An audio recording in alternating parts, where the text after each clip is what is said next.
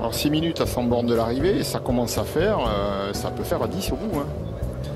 Ça peut faire à 10 au bout, peut-être pas pour tous, parce que ce groupe-là, il va voler un éclat, ça va s'attaquer. On va arriver dans les premiers reliefs. Et vous voyez que nous sommes bienvenus dans le Morvan.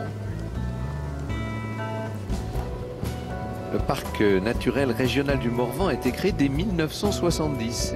C'est-à-dire qu'il a été un des tout premiers de France, comme le Vercors ou la Camargue. Il fait quelques 3000 km², ce parc qui réunit 17 communes réparties sur les départements de la Nièvre, de la Saône-et-Loire, de l'Yonne et de la Côte d'Or.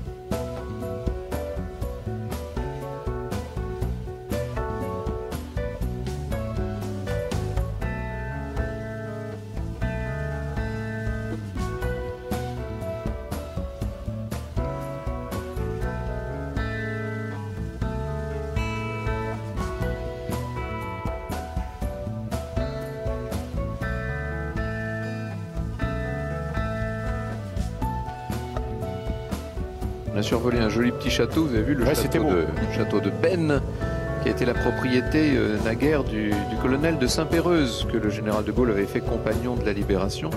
Il faudrait citer un certain nombre de grandes figures du Morvan, mais il y en a deux qui sont des célébrités mondiales. C'est Monsieur de Buffon, bien entendu, le grand naturaliste, et puis un personnage que nous avons d'habitude l'occasion de citer très souvent sur les routes du Tour de France, mais ça n'a pas encore été le cas pour le moment parce que nous ne nous sommes pas encore trouvés sur les frontières. Voilà, merci Anthony Forestier de nous remettre ces images de ce petit château qui date de la toute fin du 15e, vous voyez. Il a été reconstruit après la destruction du précédent château qui n'avait pas survécu à l'affrontement entre Louis XI et Charles le Téméraire. Et donc je vous parlais de ce grand personnage dont on n'a pas encore eu l'occasion de citer le nom, je ne crois pas en tout cas, ou très peu, on l'a fait peut-être un tout petit peu quand on était à Brest, c'est Monsieur de Vauban, bien entendu, qui peut-être est le plus célèbre de tous les Morvandiaux. Grand ami du Tour de France, hein.